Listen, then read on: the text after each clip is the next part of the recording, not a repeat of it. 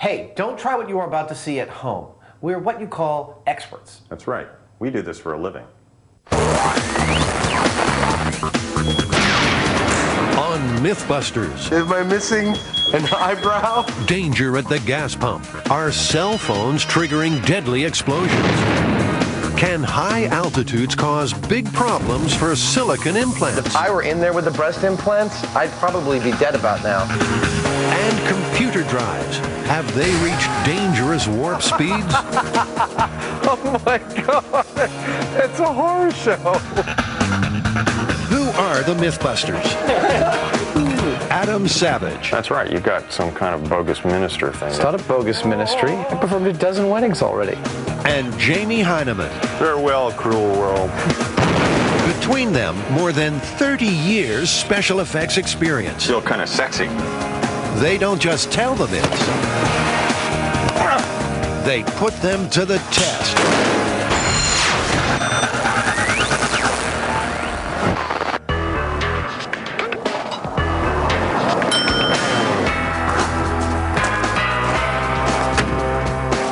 Hey, wake up, farm boy. What? Can you help me with directions to Antioch? I'm lost.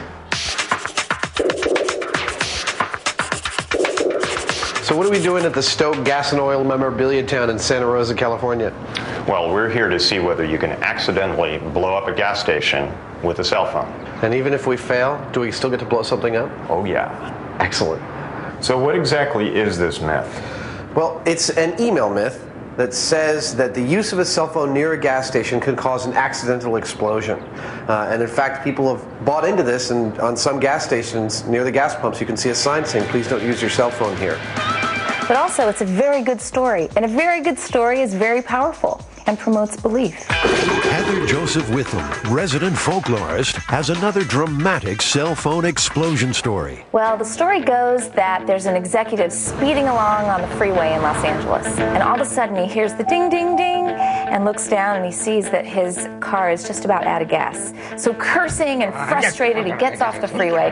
He drives up to a gas station, gets out, starts pumping the gas, takes out his cell phone, and calls the office.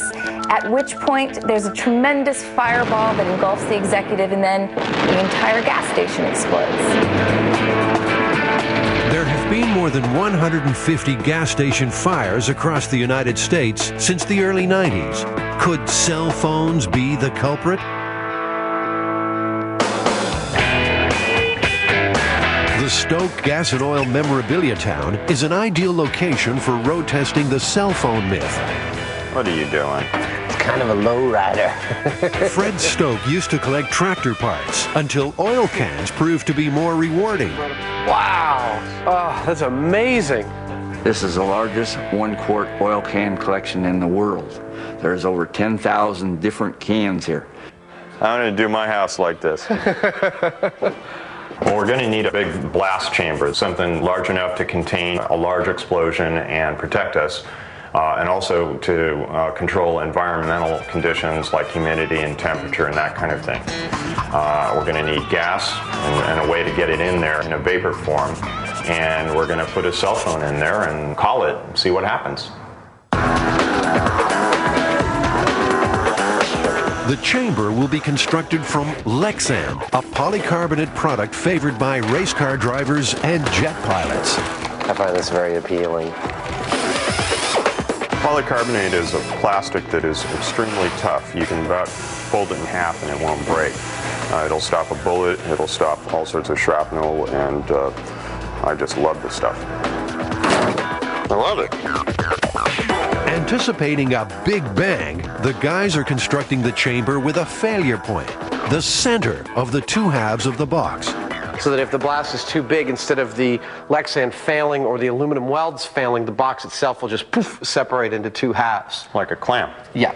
The blast we might deal with might be a lot larger than we think, and so building in a failure point for this that it can fail safe seems like a good idea. Plus it'll look really cool. Oh yeah, it'll definitely look really cool. Considering Americans pump gas around 12 billion times a year, there are plenty of opportunities for disaster. electrical sparks and gasoline vapors are a potent mix. And it seems there is much more to this story. You know, I think it's highly unlikely that a cell phone is going to do this. You know, it seems like a dumb idea to me. Well, actually, it turns out that there's another part to this myth. It seems that women are largely responsible for the gas station explosions, specifically because they get in and out of their cars while filling up. And so they'll build up a static charge on their body, and then when they touch either the gas tank lip or the filler nozzle, that will ignite the gas and cause an explosion. That seems more likely. I think so. Over 50% of the accidents occur when a person re-enters her car while refueling. Bob Renkus of the Petroleum Equipment Institute has studied the hard data. 10 years of statistics place women in the most danger. We've had 152 cases now that we've confirmed. 78% are women, 22% are men. The problem comes from getting back into the car while refueling. Electrostatic charges are generated on the seat and clothing due to movement. Getting out takes the charge with you. So if your first touch is near the open fuel tank, the resulting discharge spark could be deadly. So, silver car, not getting in, he's done. A Mythbusters stakeout showed very clearly that women were more likely to get back into the car while the gas was pumping. When you broke it down to percentages, women were actually 6 times more likely to get back in their cars than men were. To investigate this second theory, static electricity, they'll also need to build a device that generates body-to-clothing friction and hopefully create a big spark. So the Mythbusters are shopping for something shocking. So do you ever have customers come in and say, could you sell me something different? This one causes too much static shock when I wear it? No, but they've said this causes too much shock. All right. Yeah, we have to define our terms here, I guess. Right. Yeah. Should we get two? 2 of each? Why do we need 2? Well, 1 for each of us to wear. Well, if we're going to get 2 of them, we might as well get... Yeah, why don't we get one of those and one of the regular ones? Sure. Yeah. The experiment is now focused on creating and storing a strong spark. No one will be allowed inside the blast chamber, so the spark has to be discharged remotely. So this is called a Leyden jar, and it's actually just Tupperware with foil on the inside and foil on the outside. An early capacitor, which is basically an energy storage device. Around 1750, in the Dutch city of Leiden, scientists discovered that 2 conductors separated by an insulator could store an electrical charge. Benjamin Franklin used it to shock his party guests, who stood in a circle while the current surged through them. Not a stunt for people with weak hearts. So the electrons are leaping off the PVC and being stored in the Leyden jar. Ooh, all right, good. Oh. Wow, I got like 3 shocks from there. With the shocking garments in hand, they're off to the auto yard to find a suitable car seat.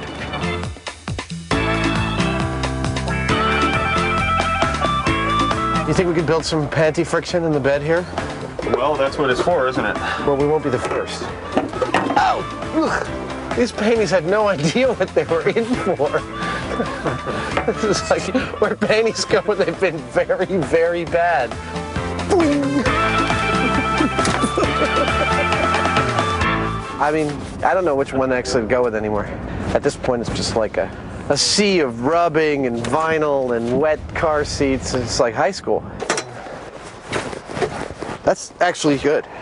I got more of a charge off of this than anything yet. They have the seat of choice, but will it provide the necessary charge? I don't see any sparks. Watch this. Ooh. Back at Fred Stokes Gas Museum, the fire department has arrived to supervise the experiment. So, is it cell phones or static sparks that cause gas station fires? Well, let me see. We've got a crash test dummy with his legs removed. We've got a panty-static generator with leopard fur and panties wrapped around it. It's not exactly hard science. Nonetheless, the firemen want a much smaller bang. Too much gasoline vapor inside the chamber, and it becomes a very large bomb. What's the potential? What could go wrong? Break all the windows around here. You know, that might be the worst case. I don't want to see that happen. Jamie wants a big boom. Down, boy. Down, boy. He's being a little conservative, which is his job, and I appreciate that. We will still try to get the biggest explosion we can. Time for the fire protection suit. Delivering the gasoline to the chamber is Jamie's responsibility. He will use an aerosol device to spray high concentrations of flammable fuel vapor directly inside the blast chamber. So I rigged up the cell phone in there. Okay. When I call it, it says detonate. Very cute. Okay, we're going to start the fuel. You guys ready? For gas to explode, you need the right mix of fuel and air. As the concentration edges towards the flammable level, their gas meter emits a warning. Okay. Go behind the thing. The chamber is primed and ready for the cell phone blast test. Calling now. Hello, explosion. Hello? Hello?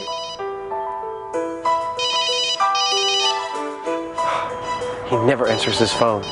Both Jamie and Adam are confident the cell phone won't cause an explosion. It creates heat, but not enough to cause ignition. Time to test the second theory. Okay, guys, we're done with the cell phone and we're going to the panty-static generator. Keep as many unnecessary people back. Okay. I really have some concerns about that thing. I really do. Okay. All right. I will tell everybody. Thank you. You know, you'll notice the firemen are all kind of standing a lot further back than we are. Yeah. So this is not to be toyed around with. It is a bomb. Okay? Okay. With the chamber saturated in gasoline, it's time now for Adam's panty-static generator to spark an explosion. All right, we're going in 5, 4, 3, 2, 1. We should have had a spark right about then. Come on, baby. Okay, I've gone through what should have been like at least 3 sparks so far. Okay. Even with sparks and the heavy fuel load, the gas will only blow if conditions are absolutely optimal. So far, nothing is happening.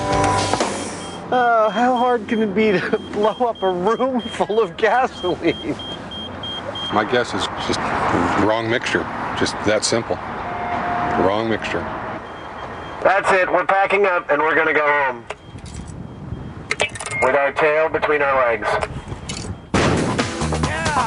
Coming up, getting closer to the Big Bang. We made something blow up.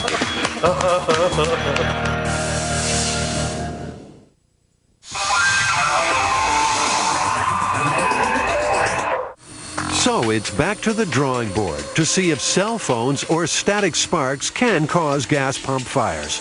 Ignition is still proving to be difficult, but the personal flashpoint is rising. Wait, hold on, Adam, before you break up all afternoon's work. Give me just a I thought all 4 sides were taped. You're a nice guy and all, but sometimes you're a bull in a china shop. I'm not going to respond to that. Let's just see whether this works. To get a bigger spark, Jamie connects a device called a Jacob's Ladder. You'll be familiar with its climbing arc from those old science fiction movies. But this is no toy. It's high voltage and potentially lethal. Now be careful in this metal. You know, we've got some pretty heavy-duty currents here, so... All right, shall we lose the spark and get some gasoline going and blow some stuff up in miniature?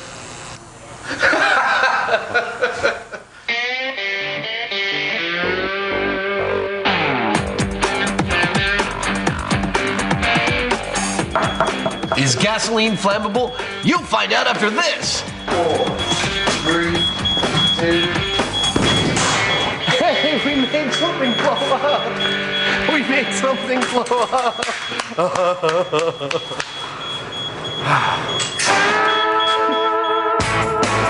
Adam has improved his Leyden jar. The heavy-duty version will provide a potent spark. And finally, they are getting an ideal blend of fuel and air. Well, I lost a lot of hair on my arm. How about that? It definitely works. Okay, now I'm afraid. Adding more gasoline won't guarantee a bigger blast. You watch yourself there, hombre. The critical mix needs more air. That's probably it. That's probably all that it takes. You think there's anything left of a fume in there? Go, go, go. Okay, here I go. Let's talk more sparks. Stop your grinning and grab your linen. Here we go. Whoa! The Heinemann was right. We now know exactly what kind of concentration of fuel that we have to have for ignition. We know that we can create a spark from static electricity off of fabric, and we know that it is something that we have to be very careful with.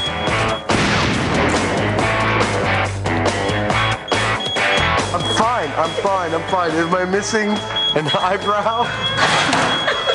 I am missing an eyebrow, aren't I? You lost a lot of hair up there. You're kidding me. No.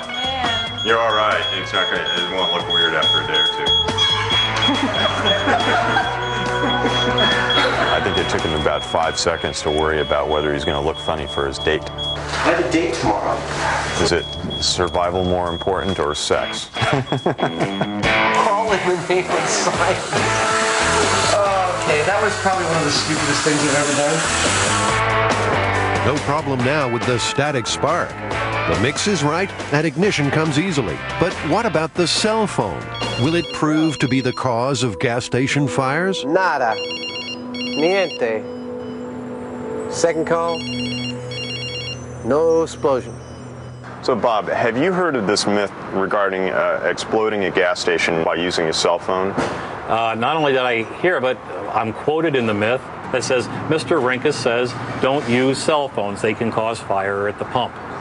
That email's gone around, and people take that literally because they are believing everything they see in emails, unfortunately. After researching hundreds of gas station fires, Bob Rinkus of the Petroleum Equipment Institute says cell phones are in the clear. Pure and simple, we don't have any accidents involving a cell phone at a service station. It just doesn't happen. But a dramatic fire department demonstration clearly shows what can happen when static is involved.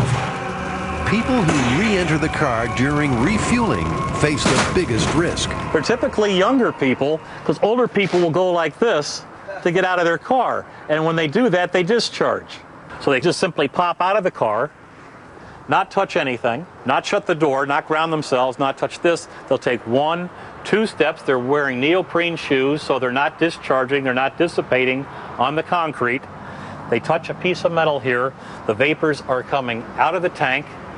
The air is coming in from outside, so that's 2 parts of the fire triangle, and the third part is a source of ignition, which is the spark. The problem comes is when they overreact, they go, oh my goodness, and they leave a stream of gasoline. They already have a fire, it gets underneath the car, or they could get it on themselves. With the cell phone myth well and truly busted, they still want to make their own big static bang. So they're back at Fred Stokes Gasoline Museum with the fire department there to monitor safety. You're gonna pump the whole thing in there. It's make or break time. So today the guys are using a much higher concentration of gas in a much finer spray. Okay, that's it. All right, here we go. Watching for spark.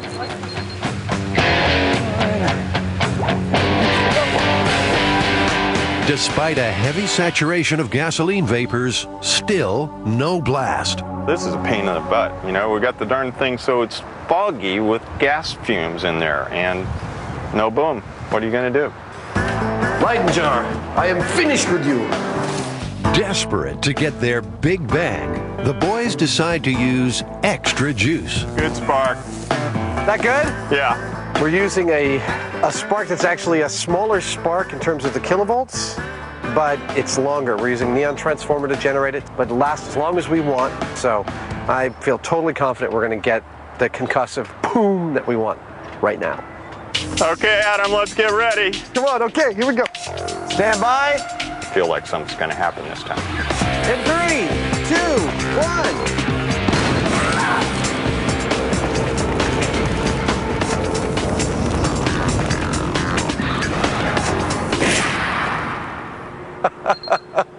Wow, I forgot to watch. That was really cool.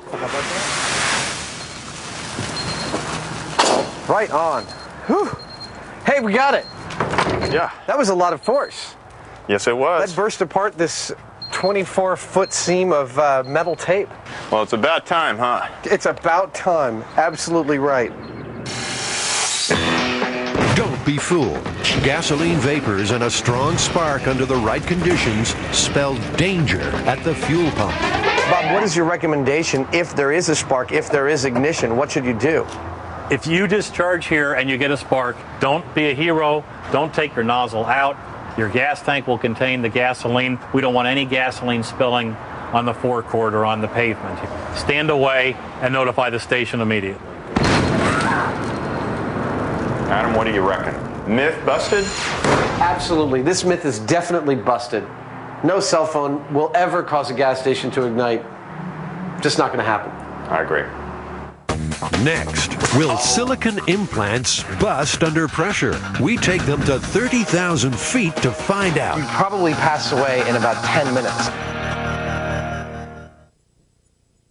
Remember, don't try this at home. We're what you call experts. Jamie. Yo. I got breasts. Check this out.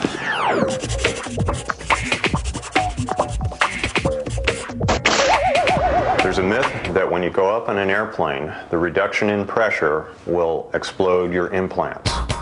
The basic story is that there's a woman with silicone implants on an airplane, and there's a depressurized cabin because it's a local flight, perhaps from LA to San Francisco. And as the plane goes higher, the implants get bigger and bigger and bigger and bigger until finally they explode as she's walking down the aisle to the lavatory to see what's going on with her implants. There we go. Oh, sample not for implant. One size fits all? There's not like a bigger or smaller one? So we've got the implants, right? What else are we going to need for this, Jamie? We've got to have a chamber that will handle both pressure and, vacuum. So positive and negative pressure. Yeah, and we're going to have a vacuum pump, a pressure pump, and to make it look good, put the implants in a body of some sort. Maybe the ballistics gelatin would be perfect for that. We could make up a torso out of the ballistics gelatin and put the implants in. Be very close to his skin, so we could probably see, if there was any real movement. And the gel is clear, so we can see what's going on. Yeah.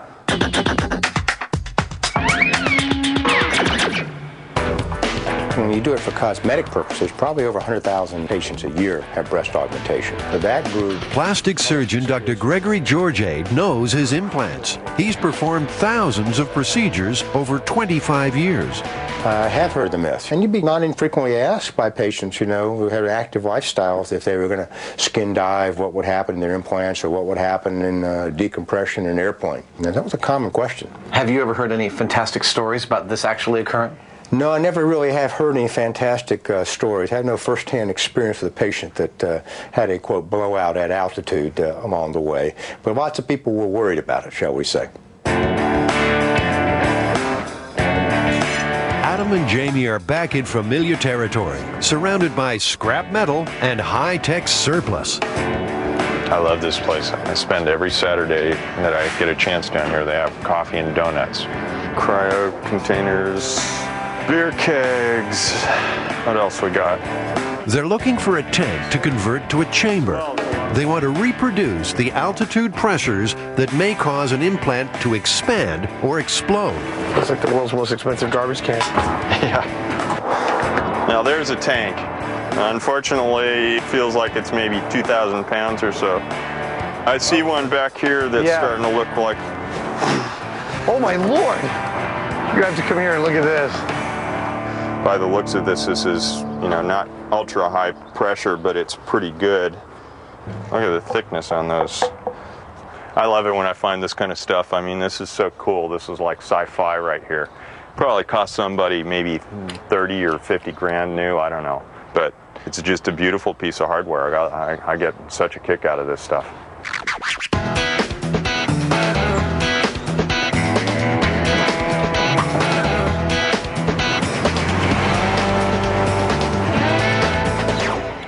I'm going to try and implant these in a fake woman. The first step towards exploding the implant myth is to modify a store dummy. A heat vacuum appliance is used to make a plastic mold of the torso that will hold the implants. Always looking to match reality, Adam will suspend the implants in the ballistics gel. Now it's just a matter of putting the implants into place. The silicone is actually a little bit lighter in density than the water, but I pushed them down in and hopefully suction will keep them at the bottom. They're looking pretty good right now. I'm going to wash my hands and check in 20 minutes. The important job is to make the chamber as airtight as possible.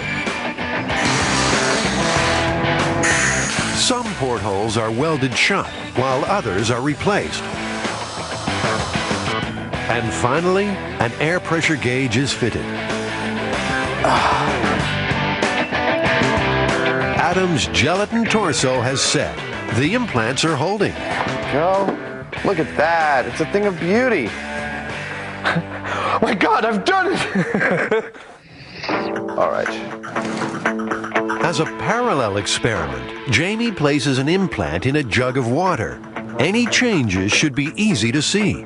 If we find that the implant is actually expanding, the water level will raise, and we can measure that. Adam calibrates an easy-to-read altitude guide for the gauge. The chamber is sealed. So are we ready to go?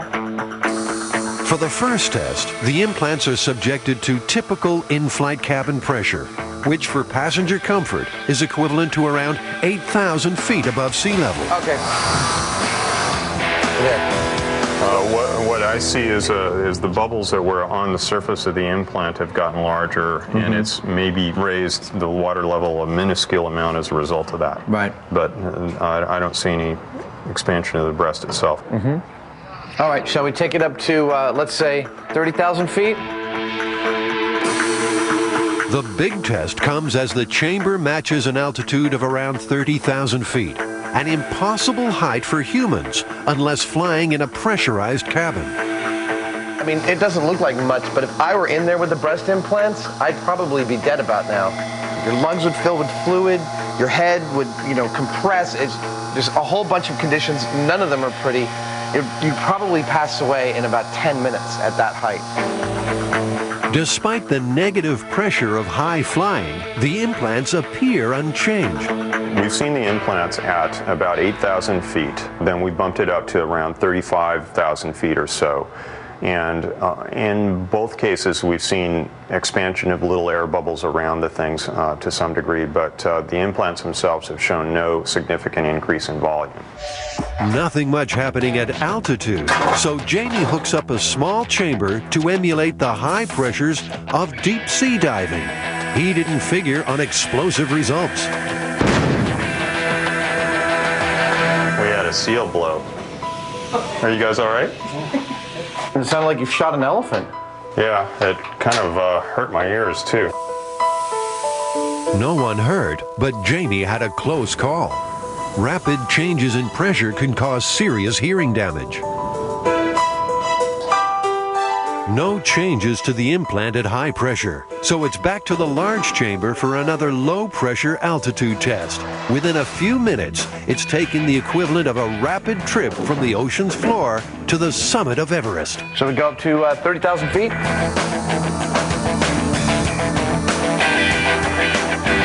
Okay. I don't see nothing. I don't see any air bubbles. I don't see any noticeable difference. So this replicated someone diving in water and then immediately getting into a plane? Yes. So effectively no difference. Scientists at Duke University have been studying the rigors of pressure on the human body for many years. This is the main clinical chamber here. Watch your heads again. And the actual chamber is compressed with air. Dr. Richard Vann from Duke University's Center for Hyperbaric Medicine knows all about pressure and the concerns of people with implants. We had several questions that came in with regard to breast implants as to whether there were any hazards with regard to diving. And as a result, we decided we might do a study, and so we approached some of the plastic surgeons who we'd been working with. Well, we found that basically in anything that the patient could survive, it wasn't going to be an issue. Plastic surgeon Dr. Gregory Georgiade provided subjects for the implant pressure tests at Duke's hyperbaric lab. The results were convincing. Basically what we have here is we have 2 implants that were initially the same size. And I expanded it by about 50%, which is the maximum volume expansion we could find in the studies we did, to show you what the implant would look like. And you can see it's 50% bigger. The implant could double or triple its total volume before the shell's ever going to break. So it isn't going to be an issue. And a patient that had this happen would have been dead because of the nitrogen bubbles that ended up in their brain with the bends long before the implant got to this size. The myth of the exploding implant appears to be well and truly busted. Time for some frivolous food science. Hey, the marshmallows are definitely expanding. They're lethal. Oh, hey, we have a rupture in one of our cream-filled cakes. Look at that. Oh, my Lord. Yeah. I'd say the snowballs are much larger now. They're coming off the plate.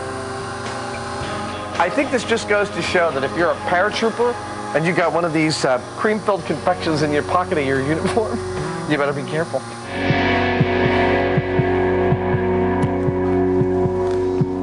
So, Heinemann, exploding implants, what do we get? As far as I'm concerned, myth busted. Oh, definitively busted, absolutely. Coming up, danger at your home computer. Are CDs spinning towards destruction? I couldn't take it.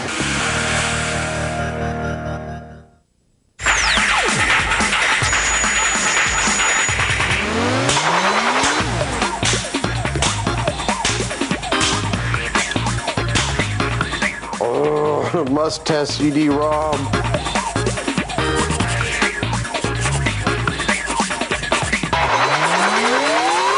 It turns out that with the brand new extremely high-speed drives, they may actually be exceeding the structural capabilities of the CDs themselves and shattering them into tons of pieces, sometimes even leaving the computer. Wow.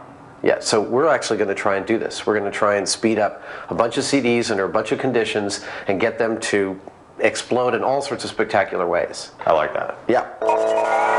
Along with the computer drive, they will adapt some high-speed tools to spin the CDs beyond 30,000 RPM. At that point, they expect to see critical failure. You know, this could be dangerous. Absolutely. In fact, sharp fragments of polycarbonate are going to be traveling in excess of like 700 miles per hour.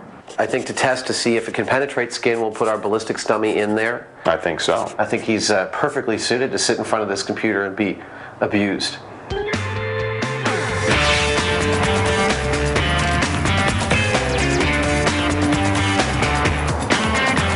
We are driving through Silicon Valley on our way to one of the largest computer recyclers in the Bay Area, and if anyone's going to have a high-speed, like 52-speed CD-ROM drive for us to test, it's going to be them.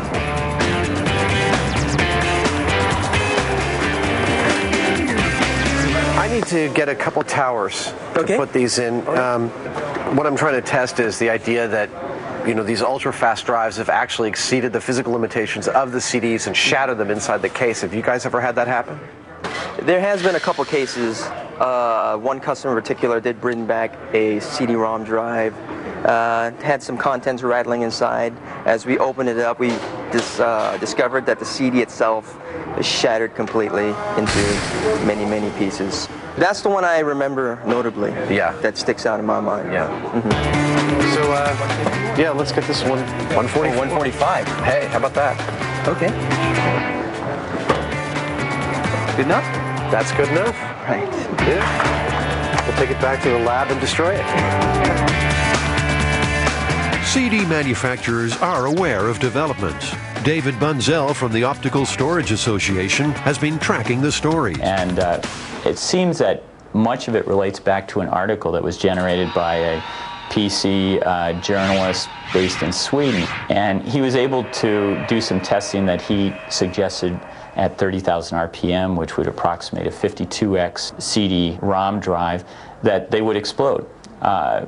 Over time, we've talked to various people in the industry, and it seems to be very difficult to replicate.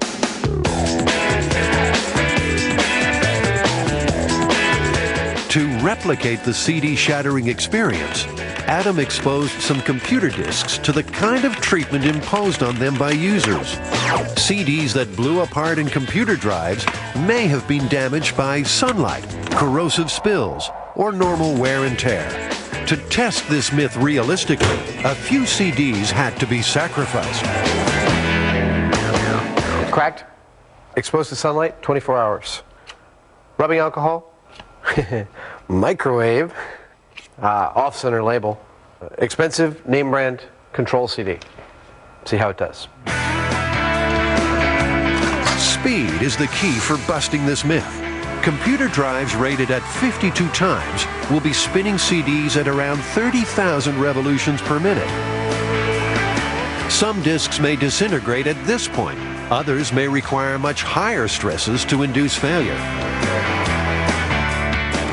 What do you think about that? Jamie's quest for more speed involves adapting electrical hand tools and fitting CDs where they weren't meant to go. Oh no. Is that sweet or what? No, it's pretty special. Worth a trip to the store? How fast is it? This is rated for 10,000 RPM, so I'm going to run the 30,000 RPM router into this and out the other side. Are you sure that this is a balanced enough mechanism to handle 6 times its current load? It says it's heavy duty. Adam is cooking up a ballistics dummy to be placed in the shatter zone for a dramatic demonstration of possible injury. It's made from gelatin, a substance which, when set, closely matches human skin and flesh.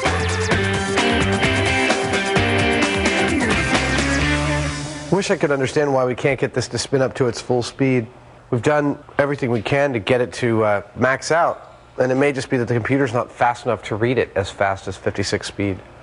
The budget computer failed with the latest 56 times drive, achieving only 20,000 RPM, nowhere near fast enough. It should be pushing at least 30,000. Jamie has another plan. Frankly, I'm terrified of Jamie's drive. He's built the equivalent of a 300-speed drive in there. I don't want to be anywhere near it, and I'm really glad we have it contained in the blast chamber because the drive itself may fail catastrophically. Jamie is adding more power to the equation. He's adapted a super fast motor and plugged it into a variable speed controller. And this motor is set up to go maybe 90,000 RPM, if not for the drag on it. I'm guessing it might go like 80. Ought to go faster than it's supposed to, though. Oh, this is cool. Wow. Look at me, I'm a god.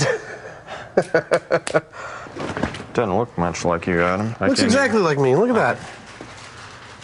You know, I've always wanted a 6-pack. Coming up, fast rides and shattering results in the CD spin test. That's a horror show. Revving CDs up to demolition speed is the aim. Jamie's customized drive is about to get its chance. Contact.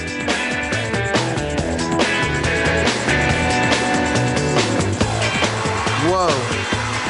Oh my God. Faster, faster! That's all of it? Yeah. It's only reading 20,000. That might be as fast as it can spin something like a CD. The friction with the air makes it have to draw more amps in order to do it. We'd do better direct drive right off of the router, and I know it would spin that up. They're still unable to get to the required 30,000 RPM, but the workshop has other fast tools. Lathe, 2,000 RPM.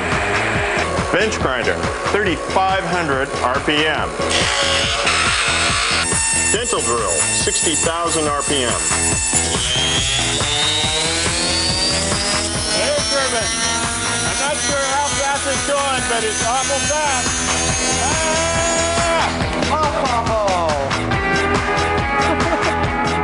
I mean, there it is. None of those tools were suitable, so they purchased a tougher, faster router to direct drive some of the damaged CDs. Adam is convinced the CD he fried in the microwave will not withstand the forces. All the way, baby. All the way. Come on. Yes. Could this be it? Everything else is coming off. Oh! Yes. It just goes to show that you shouldn't microwave a CD and then put it in your drive. But what happened to the ballistics dummy?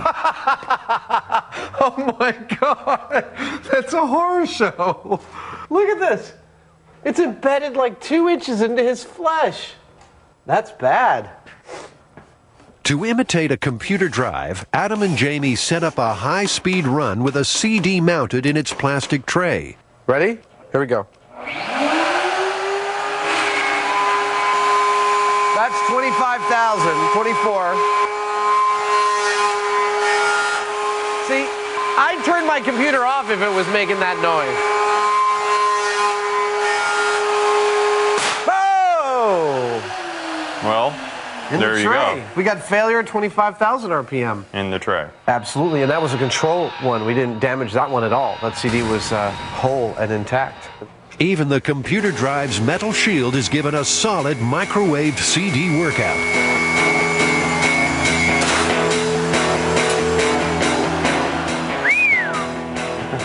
That's spectacular. Look at the damage it did to this case. I mean, it spread the sides out. Yeah, little dent marks. Yeah, dented the steel. It's like hitting it with a hammer. If the high-speed 52 and 56 times drives are already causing some disks to shatter, what does the future hold? I think what you're going to see in terms of increased capacity is going to be done more with different types of lasers, different technology unpacking the bits tighter on the disk. And their speed is not as critical of an issue, so you will probably not even need the 52X to be able to accomplish this. You ready to ramp it up to double speed? I'm ready. All right. Let's go, Spin Man. So far, most undamaged control CDs have withstood standard spin forces. Only one disintegrated. Slow-motion pictures show them warping, but not shattering. But Jamie and Adam want mass destruction. They switch from 110 volts to a potent 220. It's party time. You ready, Baldy? Wait. Okay, Ready? And unplug it right after you're done. Yeah.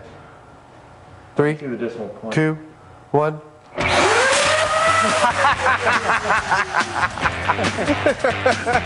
Next one. It's like lighting a match under the thing.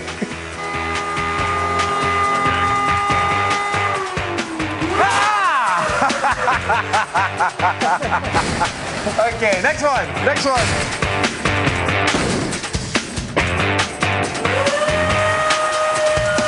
Oh, couldn't take it. Plug it. I think it actually blew the router, though. We're done, I guess. I think we've done a good day's work here. Any day we create that much shrapnel is a good day. That's astounding. I mean, it's like almost like Christmas. So listen, even if one blew up in your computer, would you be at risk? No. Why not? Well, maybe if you open the thing up and put your eye right in there. But see, that's just the sort of thing I might do. Well, there are easier ways to poke your eye out, I suppose. Now, are you worried about CDs exploding in your computers? No. I have three computers that sit around me, and I don't sit there with any concern that I'm going to have fragments flying at me. Given the millions and millions of CDs that are out there being burned all the time, and the maybe dozen cases that we've heard of this happening, it's pretty much almost a non-event. I agree. It's not something the average buyer has to worry about. Highly, highly unlikely. Entertain your brain anytime when you log on to Discovery.com.